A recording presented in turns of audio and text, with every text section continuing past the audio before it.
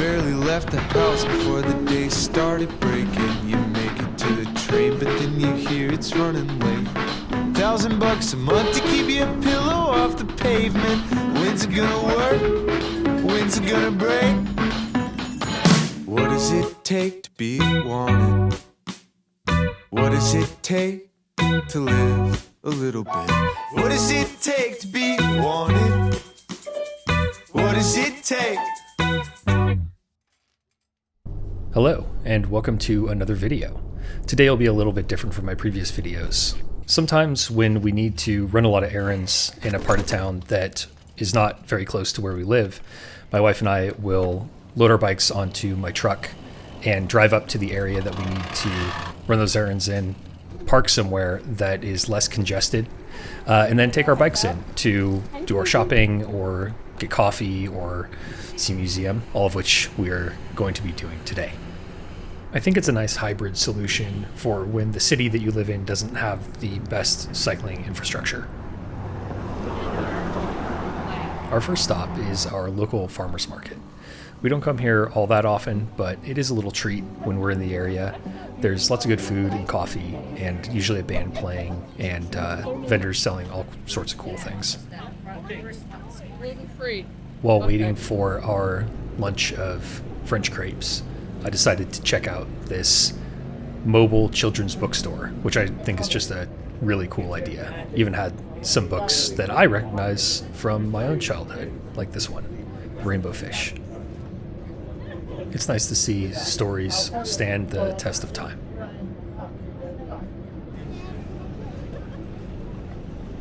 Unfortunately, there's never a ton of seating around here, so it's the curb for us. But the crepes were good. And of course, clean paper plate club. A quick look through the offerings of this vintage clothing truck.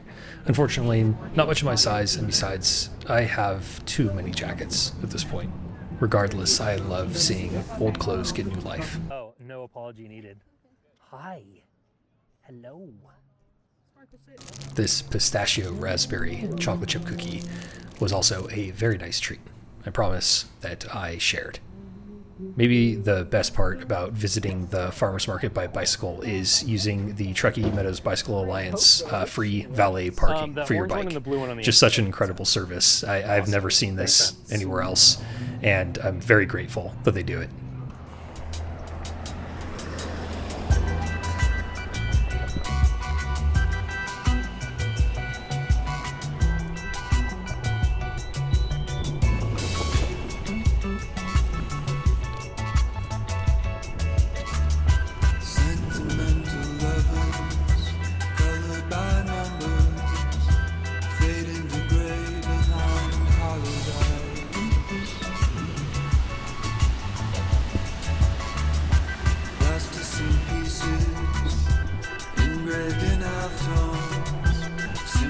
Substance going by black and white. Hold the sun, hold the sun, hold the sun, let it go.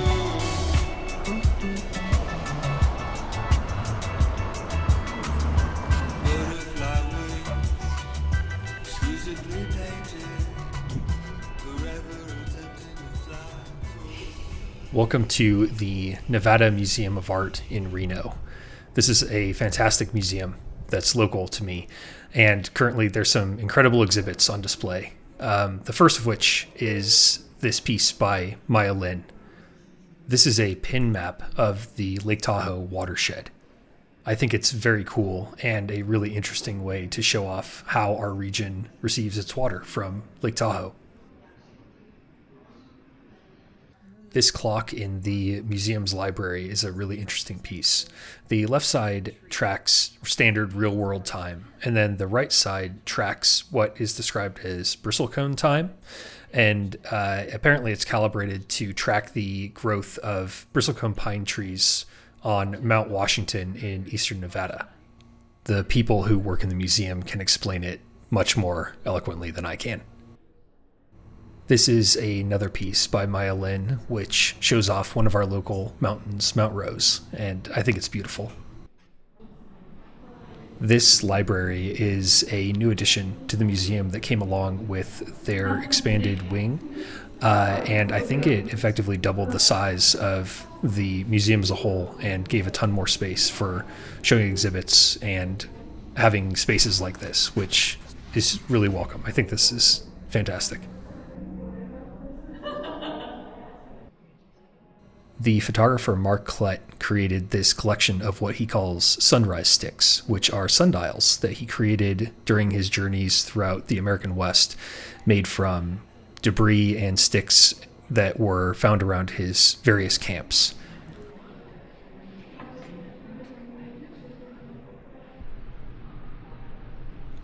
This is the second time in my life that I've had the privilege of seeing Dorothea Lange's work in person, and I'm especially proud that it's being shown at my own local art museum.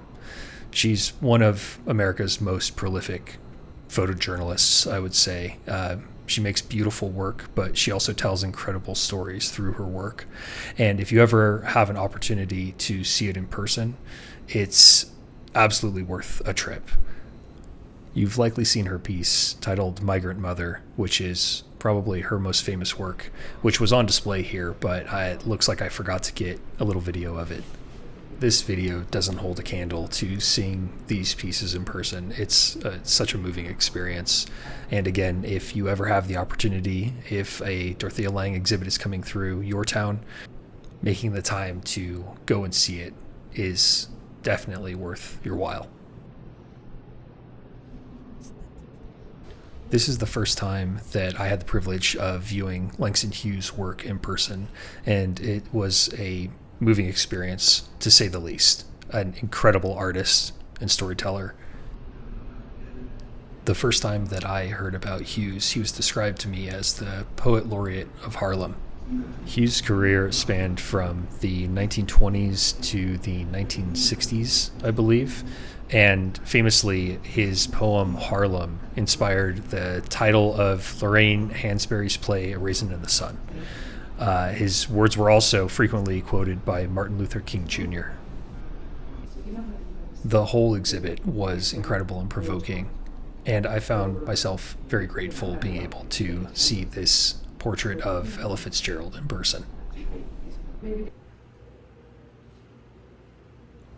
These are some additional exhibits which are on display as part of an exhibition the museum is putting on called Into the Time Horizon. The exhibition encourages and invites visitors to consider the future of our planet. The exhibits are beautiful but haunting and foretell the dangers of apathy in a rapidly changing world. The museum's bookshop has lots of very interesting and beautiful books on architecture and art and photography. I think they've done a really stellar job curating these spaces in the new wing. I think if I had the money for it, I would buy every single art book that I could get my hands on and start my own library. Nothing makes me quite as happy as bringing home a new art book. Today I bought a collection of Dorothea Lange's work called Seeing People. The museum was wonderful, and now I could definitely use a nice cup of coffee. There's actually a great cafe in the lobby of the museum, but we took our time and unfortunately it was closed by the time we were done. And of course, before leaving, I have to get a picture of my bike with the museum as a backdrop. If you are interested in seeing any of these photos that I take, check out my Instagram, which is linked in the description of this video.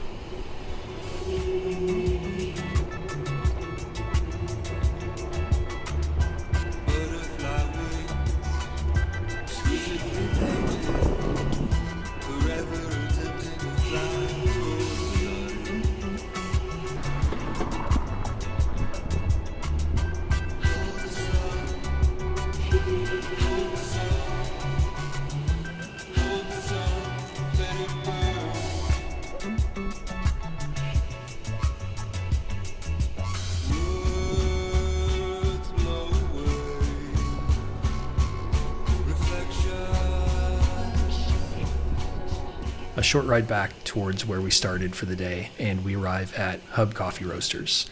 Hub has a few locations in Reno, and this is the best in my opinion because it has this great little patio area and easy parking for bikes, plus delicious coffee.